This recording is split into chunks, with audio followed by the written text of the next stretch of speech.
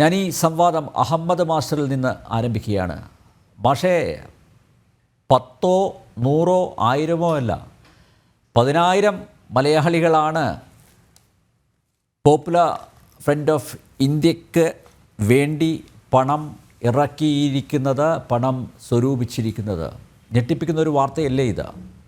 10 100 1000 അല്ല, 10,000 മലയാളികളാണ് പോപ്പുലർ ഫ്രണ്ടിന്, നിരോധിത സംഘടനയായ പോപ്പുലർ ഫ്രണ്ടിന് പണം നൽകിയത്. 13,000 അക്കൗണ്ടുകളാണ് ഇതിനകം NIA കണ്ടെത്തിയത്. ഈ 13,000-ൽ 10,000-ഉം മലയാളികളാണ്. മലയാളികൾ, നമ്മുടെ മലയാളികൾ.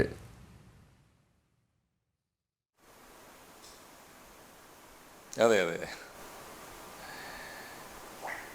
നമസ്കാരം അനിൽ സാറേ. നമസ്കാരം. മറ്റുള്ളവർക്കും വണക്കം. കേൾക്കാവോ? കേൾക്കാം. കേൾക്കാമല്ലോ. കേൾക്കാം. ഈ വാർത്ത നമ്മൾ മനസ്സിലാക്കിയതിനേക്കാളും ഗൗരവമുണ്ട് എന്നാണ് ഞാൻ കരുതുന്നത്. ചില അവ്യക്തതകൾ എനിക്ക് ഈ വാർത്തയിലുണ്ട്. ഒന്ന്, ഇപ്പോൾ ഗൾഫ് രാജ്യങ്ങളിലെ ഗൾഫ് രാജ്യങ്ങളിൽ നിന്ന് ഈ നിരോധിക്കപ്പെട്ട, കഴിഞ്ഞ 2 കൊല്ലമായി നിരോധിക്കപ്പെട്ട പോപ്പുലർ ഫ്രണ്ടിൻ്റെ അക്കൗണ്ടിലേക്ക് പണം കൈമാറ്റം ചെയ്ത അക്കൗണ്ട് ഹോൾഡേഴ്സിനെ തീർച്ചയായിട്ടും NIA സ്ക്രീൻ ചെയ്യുന്നുണ്ടാവാം, അവർ ഫോളോ ചെയ്യുന്നുണ്ടാവും. പക്ഷേ അതിനകത്തിപ്പോൾ അതിൽ 13,000 അക്കൗണ്ടുകളിൽ നിന്ന് നിരോധിത സംഘടനയായ പോപ്പുലർ ഫ്രണ്ടിന് ഇപ്പോഴും പണം കിട്ടിക്കൊണ്ടിരിക്കുന്നു എന്നാണ് നമ്മൾ മനസ്സിലാക്കേണ്ടത്. അതിൽ 13,000-ൽ 10,000 പേരും നമ്മുടെ മലയാളികളാണ് എന്നതാണ് ഞെട്ടിക്കുന്ന വാർത്ത. ഇതിനിടയിൽ അവ്യക്തത ഉള്ളത് 2-3 കാര്യങ്ങളിലാണ്. ഒന്ന്, ഈ പോപ്പുലർ ഫ്രണ്ട് മാത്രമല്ല, കേരളത്തിൽ നിലവിലുള്ള, ഇന്ത്യയിൽ നിലവിലുള്ള രാഷ്ട്രീയ പാർട്ടികളൊന്നും അതേ പേരിലല്ല ഗൾഫ് രാജ്യങ്ങളിൽ പ്രവർത്തിക്കുന്നത്. അതെല്ലാവർക്കും അറിയാവുന്നതാണ്. ഇപ്പോൾ KMCC ആണ് അവിടുത്തെ ലീഗ്, ഓവർസീസ് കൾച്ചറൽ കോൺഗ്രസ് എന്നൊക്കെ പറയുന്നതാണ് അവിടുത്തെ കോൺഗ്രസ്. ഇപ്പോൾ ഓരോ സംഘടനയ്ക്ക്, ഇപ്പോൾ ദല എന്ന് പറഞ്ഞാൽ ദുബായിലെ CPM ആണ്. ഓരോ നഗരങ്ങളിലും CPM സംഘടനകൾക്ക് വേറെ വേറെ പേരുകളാണ്. അതുകൊണ്ട് ഇപ്പോൾ എന്ത് പേരിലാണ് പോപ്പുലർ ഫ്രണ്ട് ഓരോ നഗരത്തിലും പ്രവർത്തിക്കുന്നത്, നമുക്ക് അതൊരു കവർ ചെയ്ത പേരായിരിക്കും, മുഖം മറച്ച പേരായിരിക്കും. അതുകൊണ്ട് ഏത് പേരിലാണ് ഇവർ അവിടെ പ്രവർത്തിക്കുന്നത്, ഏത് പേരിലാണ് സംഭാവന പിരിച്ചത് എന്ന് നമുക്ക് ഉറപ്പിക്കാൻ വയ്യ. രണ്ടാമത്തെ കാര്യം, ഈ വിദേശ മലയാളികൾക്കൊരു സ്വഭാവമുള്ളത്, ആര് സംഭാവന ചോദിച്ചാലും കൊടുക്കും. അത് നാട്ടിലായാലും കൊടുക്കുന്നു മാത്രമല്ല, വിദേശത്ത് അവർ താമസിക്കുന്നിടത്ത് എന്ന് ചോദിച്ചാൽ ഉദാരമായിട്ട് കൊടുക്കും.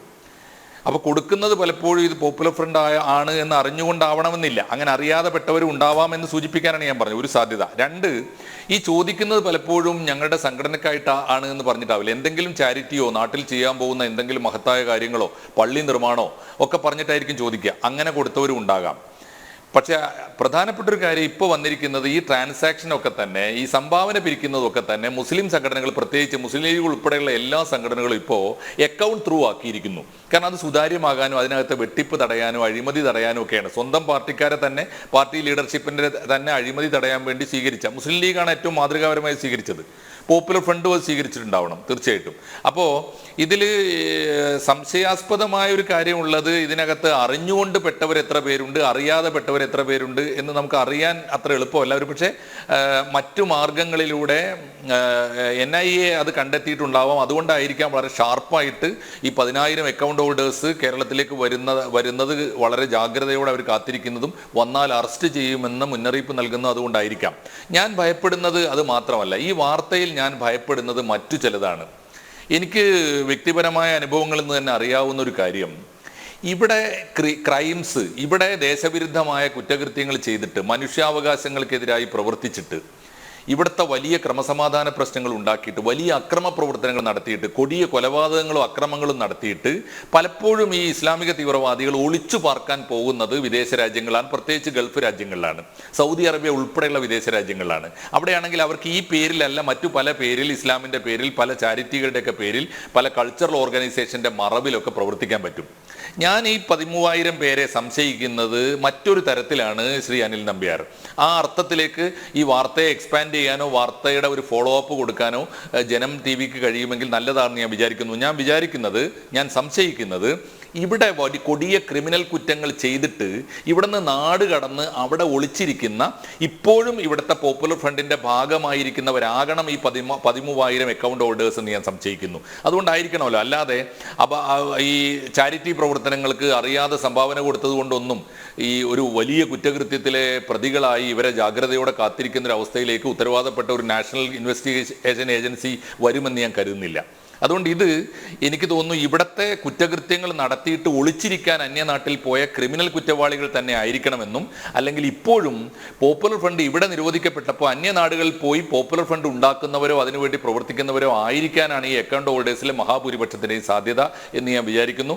അത് സംബന്ധമായ ഒരു ക്ലാരിറ്റി കൂടി വന്നാൽ ഈ ചർച്ചയ്ക്ക് മാത്രമല്ല ഈ വാർത്തയ്ക്ക് കൂടി കുറെ കൂടി ഒരു വ്യക്തത വരും എന്നാണ് ഞാൻ വിചാരിക്കുന്നത്.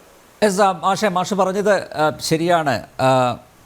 ഒരുപക്ഷേ അതായിരിക്കാം കാരണം ഈ വിദേശത്ത് താങ്കൾ പറഞ്ഞതുപോലെ വിദേശത്തിരുന്നു കൊണ്ട് നിരോധിക്കപ്പെട്ട ഒരു സംഘടനയുടെ പ്രവർത്തനങ്ങൾ അത് രഹസ്യമായി ഏകോപിപ്പിക്കുന്നതിൽ ഒരുപക്ഷെ അവർ ബദ്ധശ്രദ്ധരായിരിക്കാം. മാത്രമല്ല സ്ലീപ്പിംഗ് സെല്ലുകൾ ഉണ്ട് എന്ന് നമുക്ക് അറിയാം. അത് നേരത്തെ തന്നെ പോലീസിൻ്റെ ഉന്നത തലങ്ങളിൽ ഇരുന്നവർ തന്നെ ആ കാര്യം വെളിപ്പെടുത്തിയിട്ടുമുണ്ട്. സ്ലീപ്പിംഗ് സെല്ലുകൾ വളരെ സജീവമായിട്ട് പ്രവർത്തിക്കുന്നുണ്ട്. സംഘടനയെ നിരോധിച്ചു, പക്ഷേ എങ്കിലും ഒളിഞ്ഞും തെളിഞ്ഞും അവരുടെ പ്രവർത്തനം സജീവമാണ്. മറ്റ് രാഷ്ട്രീയ പാർട്ടികളിൽ കടന്നു കയറിക്കൊണ്ട് അവരുടെ പ്രവർത്തനം വ്യാപിപ്പിക്കുന്നുണ്ട്, വിപുലമാക്കുന്നുണ്ട്. അതും നമ്മൾ ഭീതിയോടെ തന്നെയല്ലേ നോക്കിക്കാണേണ്ടത്. ഒരുപക്ഷെ അതിനൊക്കെ അറുതി വരുത്താൻ ആയിരിക്കാം ഇത്തരത്തിലൊരു പരിശോധനയ്ക്ക് NIA-യും എൻഫോഴ്സ്മെൻറ്റ് ഡയറക്ടറേറ്റും ഒക്കെ ഇപ്പോൾ തയ്യാറായിരിക്കുന്നത്.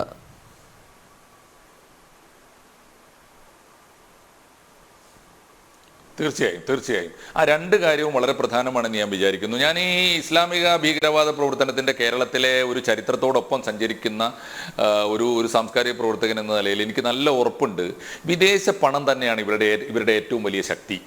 വിദേശത്ത് നിന്ന് കിട്ടുന്ന ഈ കണക്കിൽ പെട്ടും പെടാതെ ഇപ്പോൾ ഉള്ളൊരു വലിയ സൗഭാഗ്യം എന്തൊക്കെ പറഞ്ഞാലും നമ്മുടെ കേന്ദ്ര ഗവൺമെന്റിന് പോലും ഇത് കൃത്യമായി വലവിരിച്ച് നമ്മുടെ നാട്ടിലെ തീവ്രവാദികളുടെ അക്കൗണ്ടിലേക്ക് വരുന്ന പണം കണ്ടെത്താനുള്ള സംവിധാനം ഉണ്ടല്ലോ എന്നാണ്. പണ്ട് വന്നിരുന്ന പണം മുഴുവനും ഹവാല പണമാണ്. വളഞ്ഞ വഴിക്കും കുഴലിനകത്തുകൂടെയൊക്കെയാണ് വന്നുകൊണ്ടിരുന്നത്. അതുകൊണ്ട് അന്ന് കിട്ടിയിരുന്ന പണത്തിന് പോലും കണക്കുണ്ടായിരുന്നില്ല. പണവും ആയുധവും എല്ലാം വന്നുകൊണ്ടിരുന്നത് കണക്കിൽപ്പെടാതെയാണ്. ഇപ്പൊ ഇതൊക്കെ നമ്മുടെ സ്ക്രീനിൽ വന്നിരിക്കുന്നു എന്നത് കേന്ദ്ര ഗവൺമെന്റിന്റെ ജാഗ്രതയാണ്. ഒന്ന്, എഫക്റ്റീവായ ഒരു ആഭ്യന്തര വകുപ്പിന്റെ മാനേജ്മെന്റ് ഉണ്ട് എന്നതാണ് രണ്ടാമത്തെ കാരണം. മൂന്നാമത്തെ ഒരു പ്രധാനപ്പെട്ട കാരണം ഇതൊക്കെ സംഘടനകൾ പോലും ഇപ്പോ ഒരു സംഘടനയ്ക്ക് സംഭാവന കൊടുക്കുന്നതിന് മുമ്പ് അതിന്റെ റെസീപ്റ്റ് മൊബൈൽ ഫോണിൽ വരട്ടെ എന്ന് പറയുന്ന തരത്തിലേക്ക് നമ്മുടെ സാങ്കേതിക വിദ്യ മാറി എന്നതാണ് ഒരു കാര്യം. തീർച്ചയായിട്ടും വിദേശ രാജ്യങ്ങളിൽ നിന്ന് നമ്മുടെ നാട്ടിലെ രാജ്യവിരുദ്ധ പ്രവർത്തനങ്ങൾക്ക്, തീവ്രവാദ പ്രവർത്തനങ്ങൾക്ക് പണം വരുന്നത് തടയാനുള്ള ജാഗ്രത NIA സ്വീകരിക്കുന്നുണ്ട്, കേന്ദ്ര ഗവൺമെന്റ് നമ്മുടെ ആഭ്യന്തര വകുപ്പ് സ്വീകരിക്കുന്നുണ്ടെങ്കിൽ അങ്ങേയറ്റം അഭിനന്ദനാർഹമാണ്. മാത്രമല്ല അത്തരം പ്രവർത്തനങ്ങൾക്ക് ഗവൺമെന്റിനെ പിന്തുണക്കേണ്ട ബാധ്യത ഇവിടുത്തെ സമാധാന പ്രേമികളായ മുഴുവൻ മനുഷ്യന്മാർക്കും ഉണ്ട്. രണ്ടാമത്തെ കാര്യം ശ്രീ അനിൽ നമ്പ്യാർ പറഞ്ഞത് വളരെ പ്രധാനപ്പെട്ട ഒരു കാര്യമാണ്. എപ്പോഴൊക്കെ ഇത്തരം സംഘടനകൾ നിരോധിക്കപ്പെടുന്നുവോ അപ്പോഴൊക്കെ അവർ മറ്റു പേരിൽ പ്രവർത്തിക്കും. പലതരത്തിൽ രണ്ട് കാര്യങ്ങളാണ് അവർ ചെയ്യുന്നത്. ഒന്ന്, ഏതെങ്കിലും കടലാസ് സംഘടന ഉണ്ടാക്കിയിട്ട് മറ്റൊരു പേരിൽ അവർ രംഗത്ത് വരികയും അവരുടെ ആക്ടിവിറ്റീസ് ഒന്നും മുടങ്ങാതെ നോക്കുകയും ചെയ്യും. അത് ഈ നിരോധിക്കപ്പെട്ട എല്ലാ സംഘടനകളുടെയും രീതിയാണ്, അറിയാലോ. പത്രം പോലും അവരുടെ മുഖപത്രം നിരോധിക്കപ്പെടുമ്പോൾ മറ്റെന്തെങ്കിലുമൊക്കെ പേരിൽ അവരുടെ പത്രം മുടങ്ങാതെ നടത്തിക്കൊണ്ടിരുന്ന എല്ലാ നിരോധിത സംഘടനകൾക്കും എല്ലാവർക്കും ഉണ്ട്. കമ്മ്യൂണിസ്റ്റ് പാർട്ടി നിരോധിക്കപ്പെട്ടപ്പോഴും ഉണ്ടായിട്ടുണ്ട്, ജമാഅത്ത് ഇസ്ലാമി നിരോധിക്കപ്പെട്ടപ്പോഴും ഉണ്ടായിട്ടുണ്ട്. ഇപ്പൊ പോപ്പുലർ ഫ്രണ്ട് നിരോധിക്കപ്പെട്ടാലും അതൊക്കെ തന്നെയാണ് നടക്കുക. ഇപ്പൊ അവർക്ക് തേജസ് ഇല്ലെങ്കിൽ അവരുടെ സർക്കിളിൽ മറ്റു തരത്തിലുള്ള അവരുടെ ഓർഗൻസ് ഉണ്ടാവാം, മറ്റു തരത്തിലുള്ള അവർക്ക് പത്രങ്ങൾ നടക്കുന്നുണ്ടാവാം, അവരുടെ എല്ലാ ആക്ടിവിറ്റീസും നടക്കുന്നുണ്ട്. രണ്ട് തരത്തിൽ, ഒന്നുകിൽ കടലാസ് പേരിൽ അവരുടെ കോഡ് ഭാഷയിലൊക്കെയുള്ള സംഘടനകൾ ഇപ്പോഴും സജീവമായി പ്രവർത്തിക്കുന്നുണ്ടാവും. ഒന്ന്. രണ്ട്, വളരെ സമർത്ഥമായി ഇപ്പോൾ നിയമപരമായി അവർക്ക് SDPI ഉണ്ടല്ലോ, തെരഞ്ഞെടുപ്പ് കമ്മീഷന്റെ അംഗീകാരമുള്ള SDPI എന്ന സംഘടന അവരുടെ കയ്യിൽ ഉള്ളപ്പോൾ അതിനെ ആർക്കും നിരോധിക്കാനാവില്ല. പക്ഷേ SDPIയിൽ പ്രവർത്തിക്കുമ്പോഴും പോപ്പുലർ ഫ്രണ്ടുകാരെ ഒരു പ്രത്യേകമായ ഒരു ജാഗ്രതയോടെ നിരീക്ഷണത്തിന് നമ്മുടെ നാട്ടുകാർ വിധേയരാക്കും. അതുകൊണ്ട് അവര് SDPIയിൽ പോലും അല്ല പലപ്പോഴും ഉണ്ടാവുക. ഒരു തരത്തിലും ഒരു സംശയത്തിന്റെ കണ്ണ് ചെല്ലാത്ത മട്ടിലുള്ള ഇവിടുത്തെ സംഘടിത ജനാധിപത്യ പ്രസ്ഥാനങ്ങൾക്കകത്ത്, അത് ഇടതുപക്ഷ സംഘടനകൾക്കകത്താവാം, അത് കോൺഗ്രസിനകത്താവാം, അത് പലപ്പോഴും വലിയ തോതിൽ മുസ്ലിം ലീഗിനകത്ത് പോലും ആകാം, അത്തരം സംഘടനകൾക്കകത്തേക്ക് ഇവർ നുഴഞ്ഞു കയറുകയും ചെയ്യുന്നുണ്ട്. അപ്പോഴും അവർക്ക് മുടങ്ങാതെ അവരുടെ പണത്തിൻ്റെ ചാനൽ വിദേശത്ത് നിന്നുള്ള സാമ്പത്തിക പിന്തുണ ഒഴുകി വരുന്നതിന് ഒരു മുടക്കവും വരുന്നില്ല എന്നതാണ് ഇക്കാലം വരെ ഇത്തരം തീവ്രവാദ പ്രസ്ഥാനങ്ങളെ നിലനിർത്തിയത്. ഇപ്പോഴെങ്കിലും ജാഗ്രതയോടെ ഈ അക്കൗണ്ടുകൾ കണ്ടുപിടിക്കുകയും ആ അക്കൗണ്ടിൻ്റെ ഹോൾഡേഴ്സ് ആരാണെന്ന് NIAക്ക് ലിസ്റ്റ് ചെയ്യാൻ പറ്റുകയും 13,000 അക്കൗണ്ട് ഹോൾഡേഴ്സ് ഈ രാജ്യത്തിനെതിരായി പ്രവർത്തിച്ച ഈ ഇന്ത്യൻ പൗരന്മാർ വിദേശത്ത് പണിയെടുക്കുന്നുണ്ടെന്ന് മനസ്സിലാക്കുകയും അവർ വരുമ്പോൾ അവരെ രാജ്യം ചോദ്യം ചെയ്യും എന്ന നിലയിലേക്ക് ഉള്ള മുന്നറിയിപ്പുകൾ നമ്മുടെ നാഷണൽ ഇൻവെസ്റ്റിഗേഷൻ ഏജൻസി കൊടുത്തിട്ടുണ്ട് എന്നത് ആശാവഹമായ, സ്വാഗതാർഹമായ, അഭിനന്ദനാർഹമായ ഒരു നീക്കമാണ് എന്നാണ് ഞാൻ ആവർത്തിച്ച് പറയുന്നത്. യെസ്, PFIക്ക് പണമൊഴുക്കിയ ഈ 10,000 മലയാളികൾ ആരൊക്കെയാണ്?